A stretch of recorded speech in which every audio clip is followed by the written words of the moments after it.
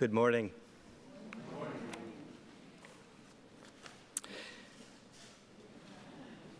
Maurice, it was 6 years ago when you and Stefani drove up from Elizabeth City to Pittsboro, North Carolina to attend my own mother's memorial service.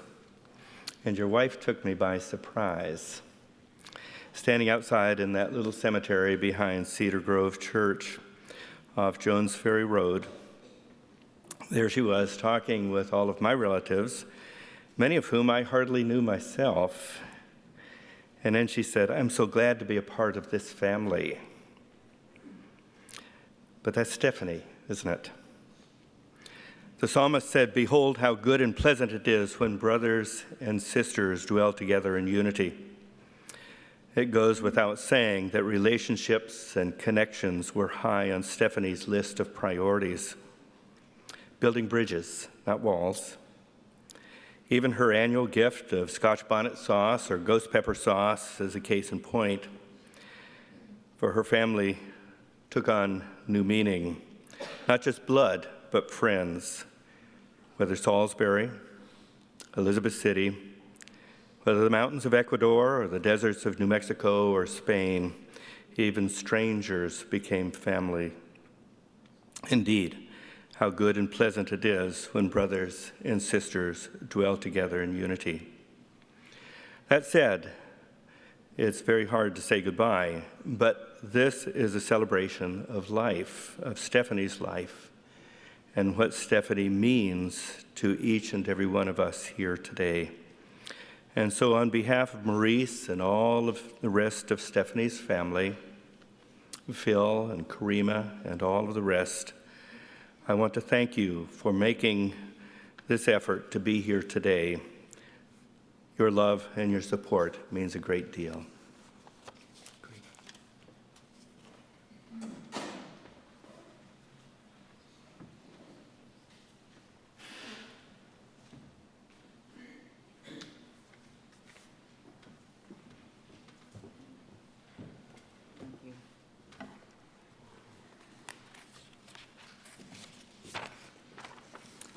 As most of you know, Stefani Dawn Altomare Sese was my eldest daughter. One of the joys of having had her in my life for more than 60 years was the way that we were both drawn to a similar spiritual path. Although we studied and practiced under slightly different approaches to Buddhism, we were able to share a language that allowed us to explore the impermanence and interconnectedness of life and of death. One of Steffi's primary teachers was Tara Brach, a clinical psychologist and founder of the Insight Meditation Community of Washington, D.C. After some 20 years of work with therapy clients and Buddhist students, she wrote a book, Radical Acceptance, Embracing Your Life with the Heart of a Buddha. When I first heard of Tara Brach, I listened to one of her teachings on the importance of learning, quote, to gladden our hearts, quote, by pausing to savor those things that bring balance to our instinctual urge to watch out for danger.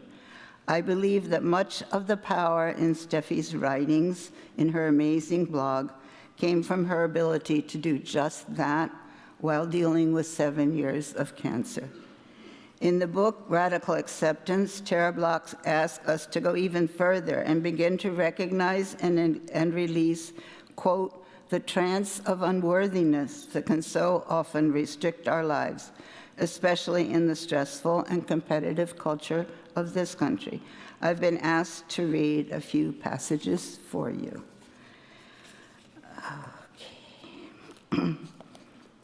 More than 2,500 years ago in northern India, at a pivotal moment in the history, the Buddha taught that going to the root of our sufferings and seeing it clearly was the beginning of freedom. This was his first noble truth. Suffering or discontent is universal, and fully recognizing its existence is the first step on the path of enlightenment. During his all-night vigil, the Buddha looked deeply into his own suffering. His amazing insight was that all suffering and dissatisfaction arises from a mistaken understanding that we are separate and distinct selves. What we experience as the self is an aggregate of familiar thoughts, emotions, and patterns of behavior. The mind binds these together, creating a story about a personal, individual entity that has continuity through time. We interpret everything we think and feel and everything that happens to us as in some way belonging to or caused by this self. Our most habitual and compelling feelings and thoughts define the core of who we think we are. If we are caught in the trance of unworthiness, we experience that core as flawed. When we take life personally, the universal sense that something is wrong easily satisfies into something is wrong with me.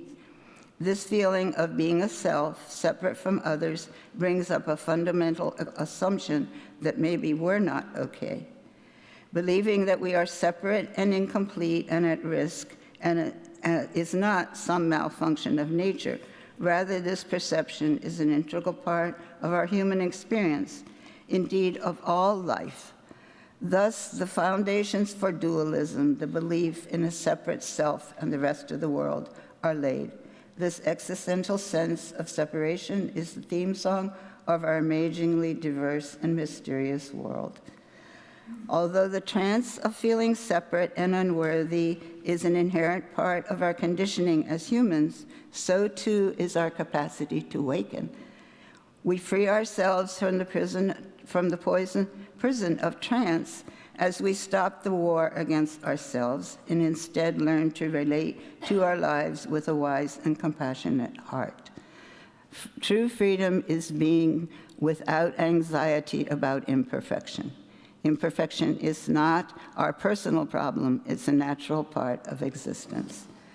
On the road to radical acceptance, rather than striving for perfection, we discover how to love ourselves into wholeness.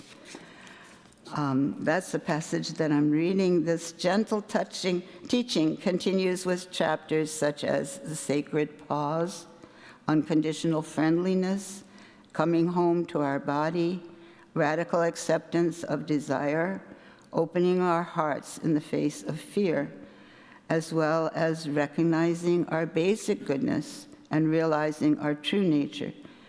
The last passage that I'm going to read comes from one of the concluding chapters. It says, "To accept ourselves and others with unconditional passion means recognizing both the pure awareness that is our essence and our natural human vulnerability." That's from one of the teachers that Steffi left.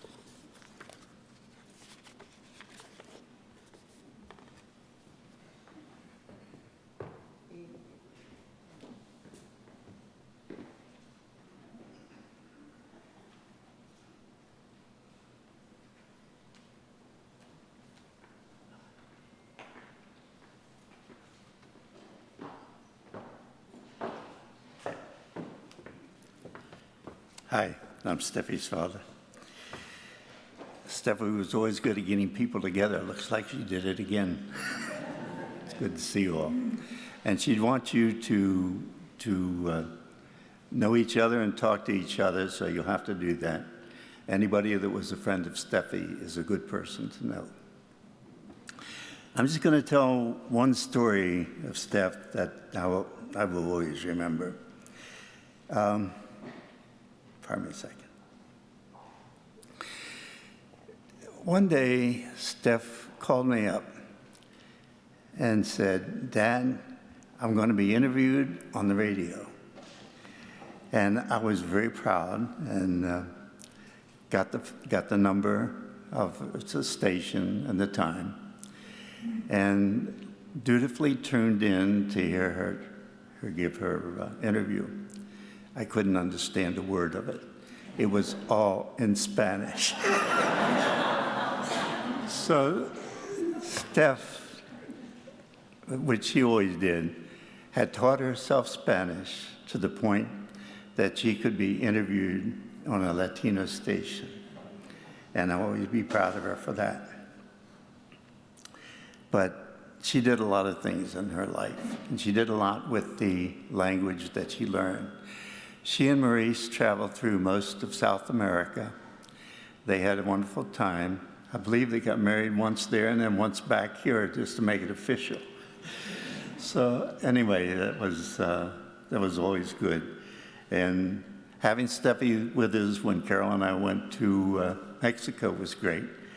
She pointed us out where we should go, good places to be, usually gave us good advice, and kept us from getting lost. So that was a good thing. But what was best about Steph was her spirit. She had a positive outlook in life, as you probably all know. And even though she had cancer, she was always positive, always looking out for others, always pushing her causes. And as most of you know, she had a lot of causes, for sure. And she was just an all-around good person. And I think we can learn a lot from her. And we should take the memory of her and what she did with us. Because she was a happy person. She did good for others. She pushed her causes. But she enjoyed life. And I think we could all learn from that. So.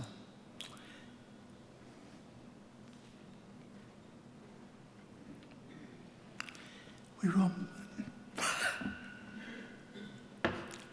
You'd think after all this time I would have gotten it straight. Get my breath back. She was a good person. Let's all remember that. Take care.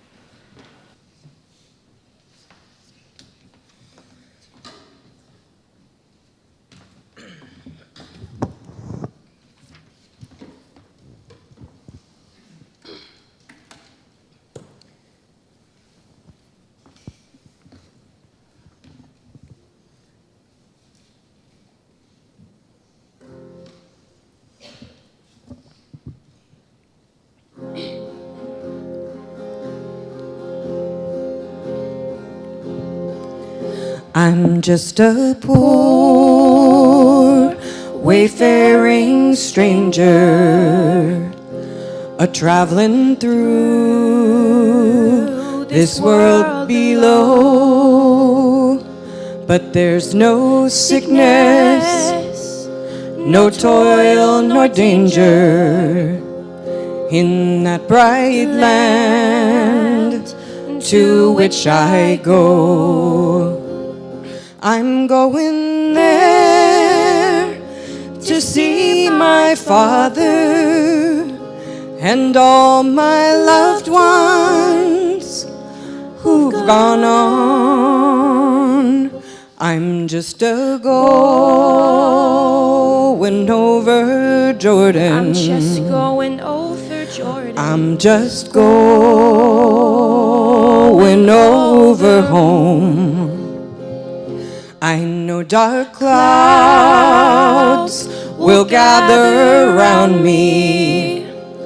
I know my way is hard and steep, but beauteous fields arise before me, where God's redeemed their vigil keep.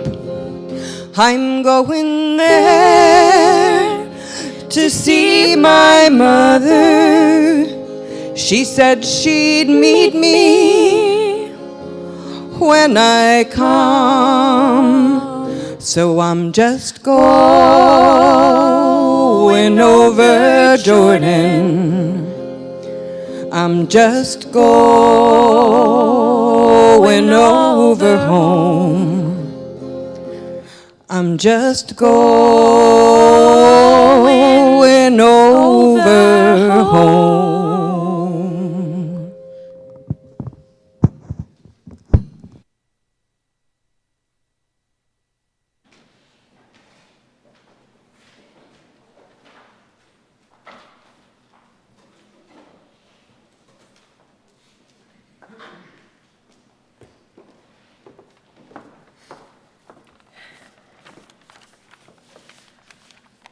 We're Nicole and Michaela Howley. We're Steffi's nieces, and we're going to be reading Kindness by Naomi Shihab Nye. Before you know what kindness really is, you must lose things. Feel the future dissolve in a moment, like the salt in a weakened broth. What you held in your hand, what you counted and carefully saved, all this must go so you know how desolate the landscape can be. Between the regions of kindness. How you ride and ride, thinking the bus will never stop. The passengers eating maize and chicken will stare out the window forever. Before you learn the tender gravity of kindness, you must travel where the Indian in a white poncho lies dead by the side of the road. You must see how this could be you, how he too was someone who journeyed through the night with plans and the simple breath that kept him alive. Before you know kindness as the deepest thing inside, you must know sorrow as the other deepest thing. You must wake up with sorrow. You must speak it till your voice catches the thread of all sorrows and you see the size of the cloth. Then it is only kindness that makes sense anymore. Only kindness that ties your shoes and sends you out into the day to mail letters and purchase bread. Only kindness that raises its head from the crowd of the world to say, "It is I you've been looking for," and then goes with you everywhere like a shadow or a friend.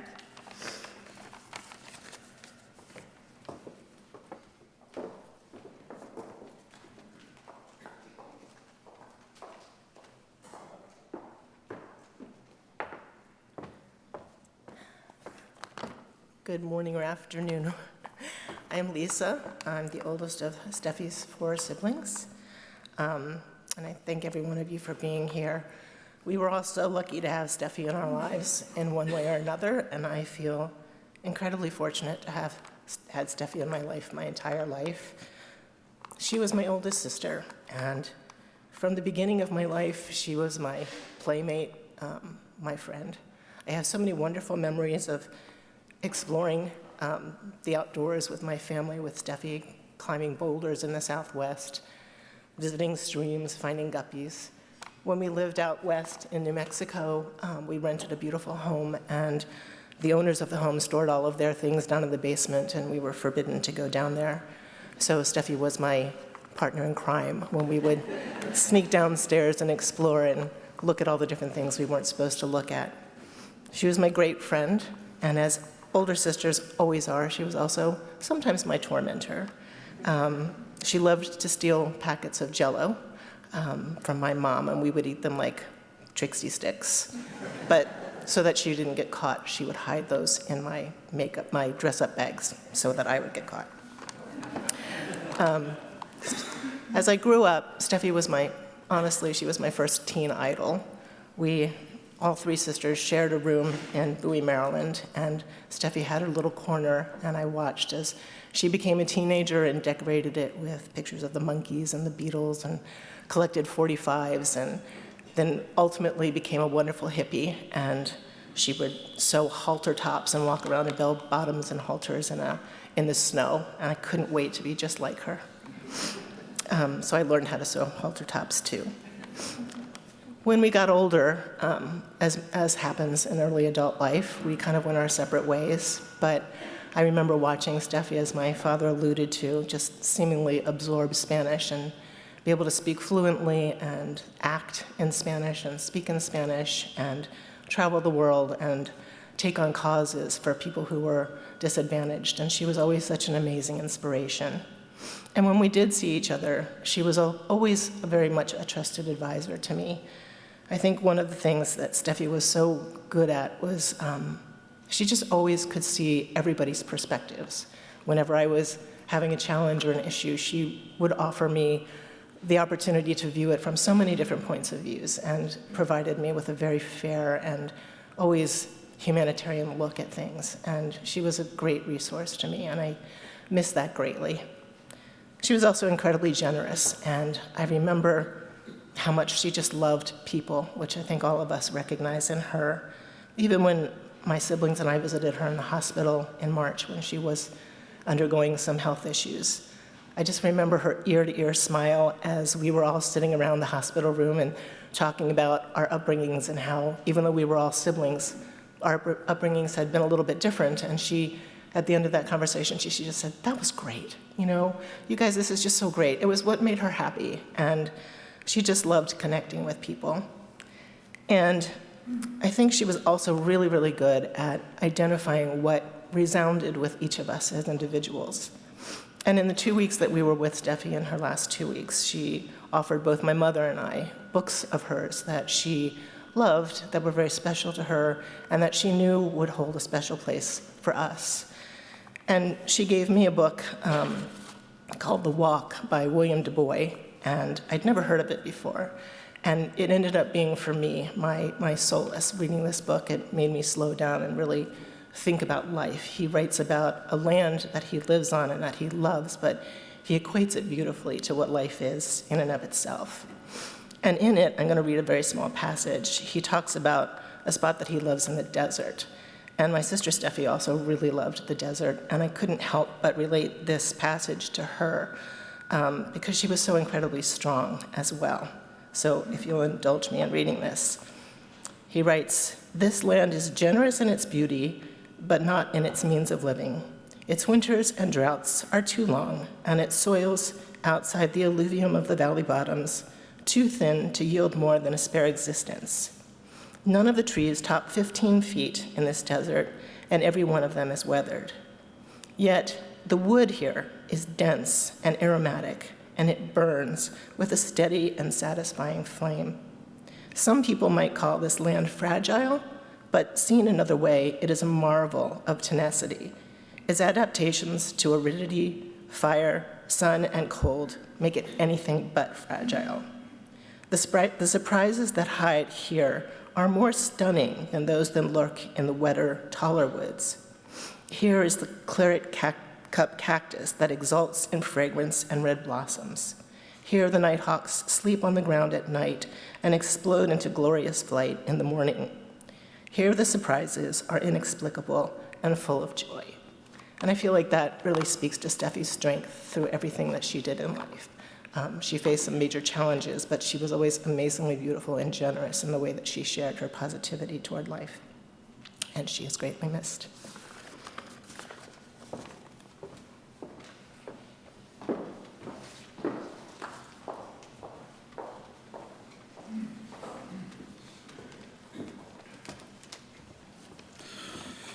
Good morning.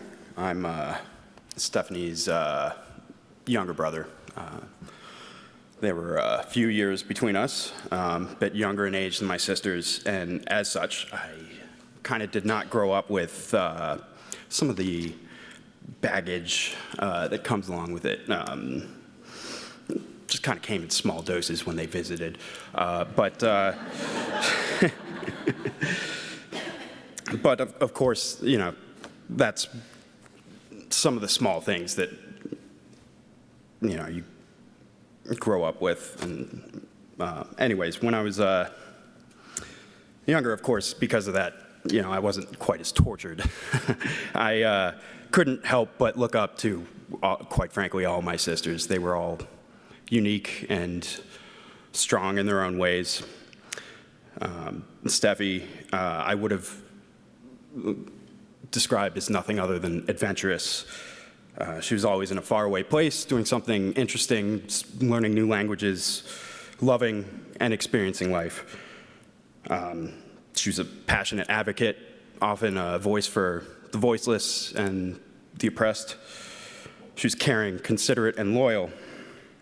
And when my mother experienced her own illness, Stephanie answered the call, and she was there helping us take care of somebody that couldn't do it themselves. Even when she was not eating anymore. She couldn't help but make restaurant recommendations to those that came visit her, living vicariously through all of us. She just was. She took life in and experienced it. That's what she did. As I grew older and we got closer, I started learning more about how we were similar and different. I learned she loved to dance. I did not know that. I do not dance. It's for the benefit of all those around me. We shared a similar sense of humor. I always thought of her as this very spiritual person. And then I remember when my mother was sick, I showed her probably one of the most depraved shows in the world, It's Always Sunny in Philadelphia, and we were rolling on the floor laughing. I was surprised to learn, and this does not come as a shock. It's a family trait. She was incredibly stubborn, almost unapologetically so sometimes. To many, stubborn has a negative connotation, but of course I'm biased, family trait. But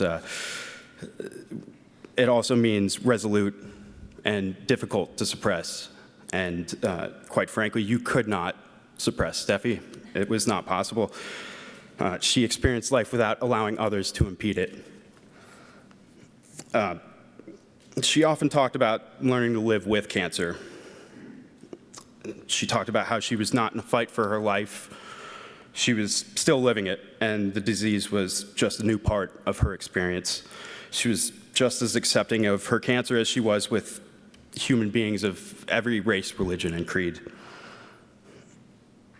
Death has the unfortunate habit of leaving those of us left behind to cope with the loss. The responsibility also falls on us to not allow the burden of loss to overshadow the beauty of a life well lived. So to all of us here and all of us that knew her, it was a privilege, and may we all live just a bit more stubbornly from here on out.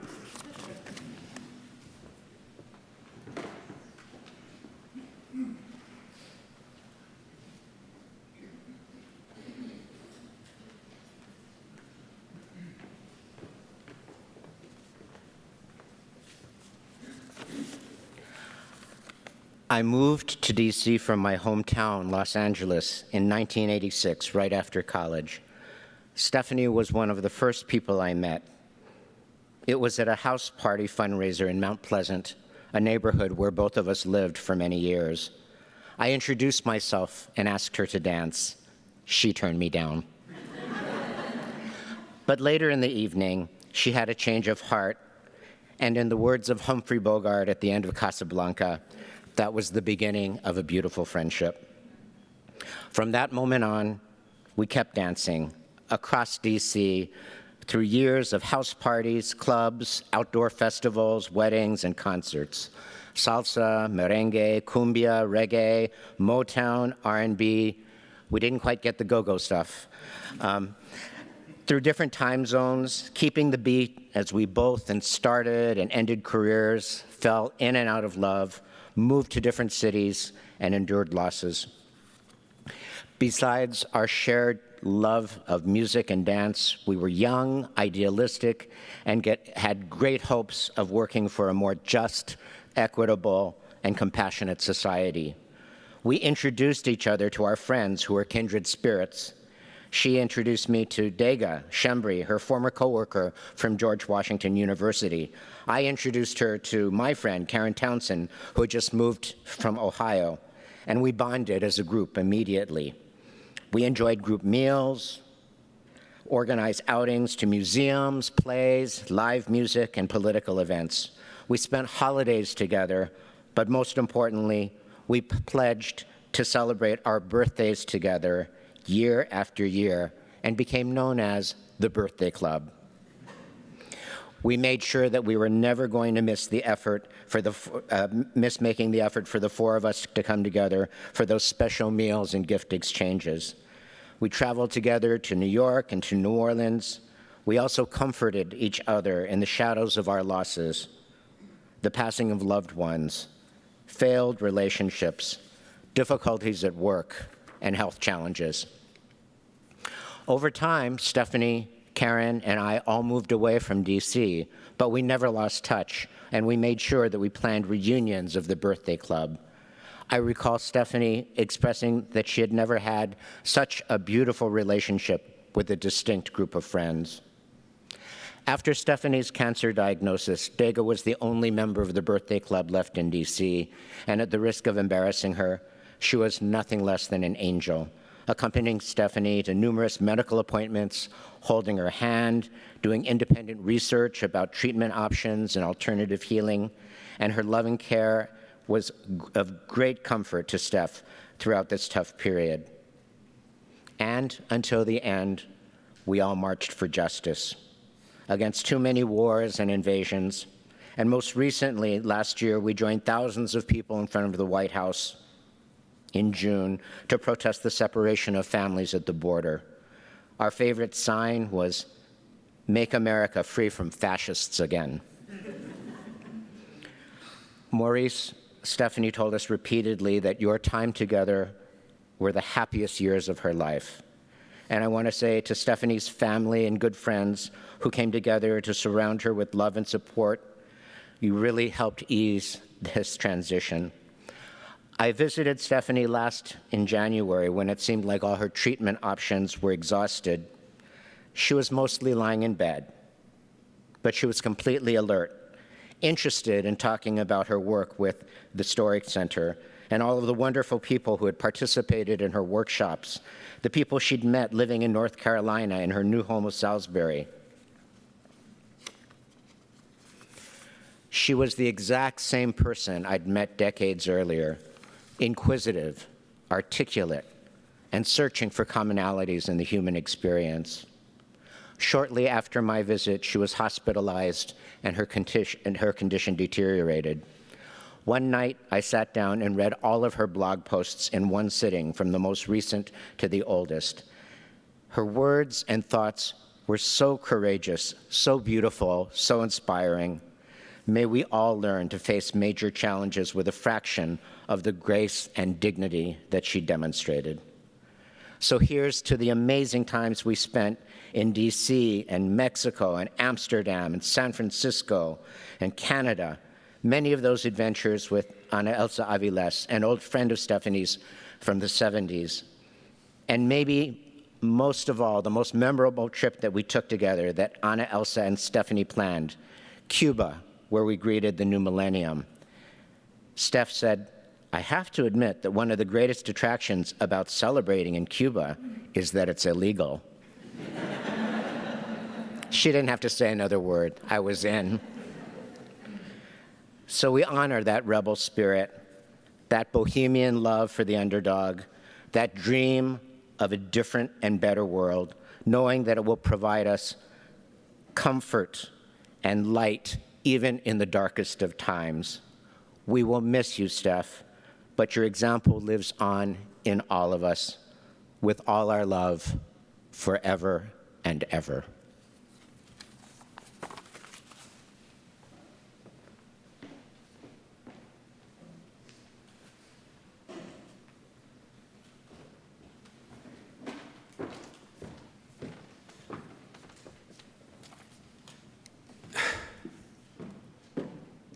I thought the first thing I'd say before I read something, I never read speeches, but I'm speaking on behalf of Andreas Bagat and Daniel Weinschenker and the rest of the staff of Story Center.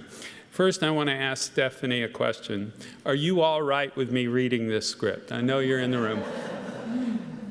How many of you made a digital story? I'm curious how many people have made. So there's half a dozen of you that have done our process. First, on behalf, of Maurice and the family, so many of you we haven't met.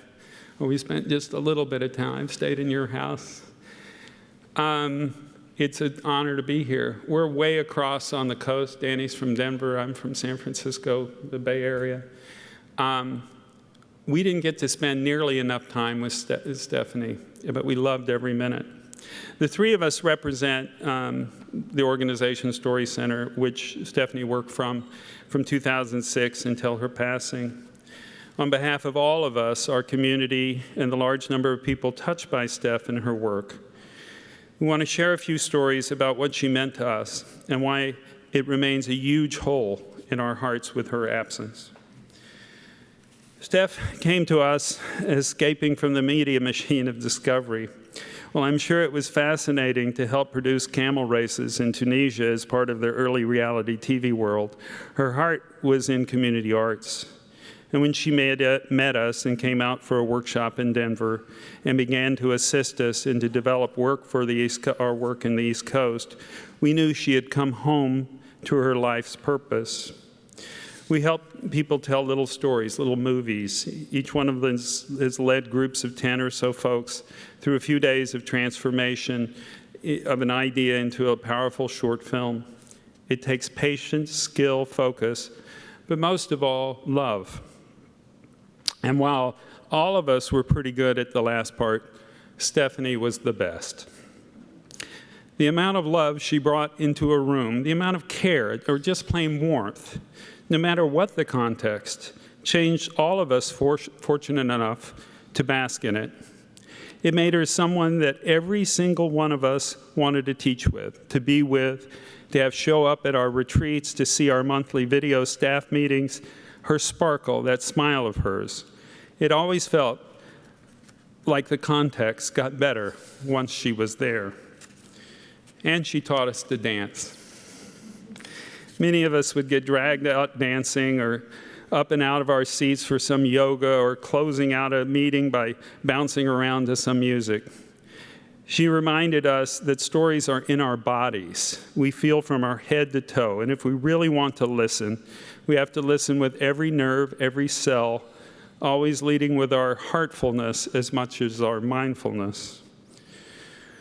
When we learned of her cancer back in 2012, we were so scared.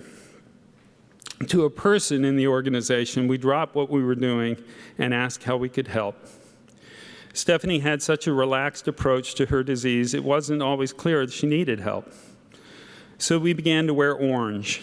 Take photographs with orange, to use orange in the theme of our organization on our website, on our books, because orange was the color of the sacral chakra, where the cancer began in Steph, and where we believed if we just tried hard enough, we could extinguish it with our long-distance solidarity. Maybe it helped. We knew she knew how much it helped us to feel like we were part of her compañeros contra cancer, in battle with her. We even shaved our heads. Okay, not all of us, but Daniel and I shaved our heads. All of us do work with people facing hard stuff. Daniel has worked with Steph and other people affected by cancer. Andrea's worked with Steph on issues of HIV/AIDS. I've gotten to work with her and work at universities, which we all know is a special kind of suffering. The work continually allows us to grow and become a bit better version of ourselves. But without Steph, though, it's not a better world. And we know the best way to hold Steph in our heart is to continue to fight for justice, for representing all the voices in the splendor of their difference. That's what she stood for, and we stand with her. They say in Spanish, presente. Thank you.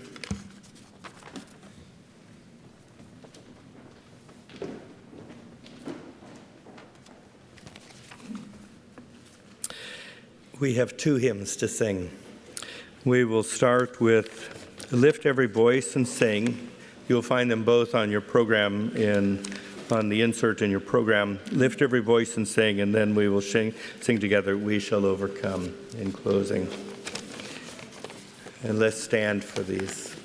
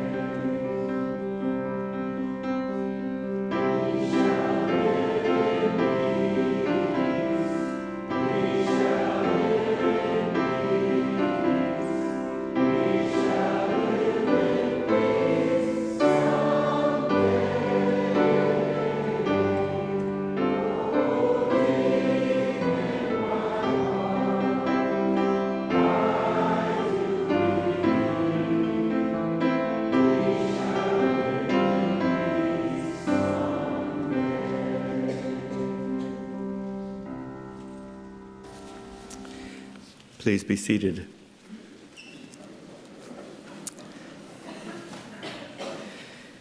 Maurice, we all got used to seeing your wife without her hair, that little blue hat, I think it was blue, no wig. She didn't own a wig, did she? 7 years she battled her cancer, and that was your battle too. Yet through those 7 years of suffering, we never sensed that cancer defined her. Stefani was a storyteller. Words were her craft. But we tell stories with our lives and not just with our words. And Stefani told a story with her cancer, whether she knew it or not. I would dare say that all of us have experienced some form of suffering to one degree or another. And while I'm not advocating a form of masochism, suffering can often add a valuable dimension to our lives we would not have otherwise. As they say in the hood, it gives us street cred to our story. And that was certainly true for the likes of people like Nelson Mandela or Dietrich Bonhoeffer and many others whose names we will never know. Maurice, your wife's cancer has been your story too. And in many respects, it will always be your story. Who was it? Bob Dylan, who said, "Strange how people who suffer together have stronger connections than people who are most content." Maurice, we love you. And I am personally honored to be a part of this family too. I'm going to ask you to stop by and sign the pages of the Memories books, which is in the back of the sanctuary this morning, and then please join us in the fellowship hall afterwards. Jesus said, "Blessed are the peacemakers." Peace.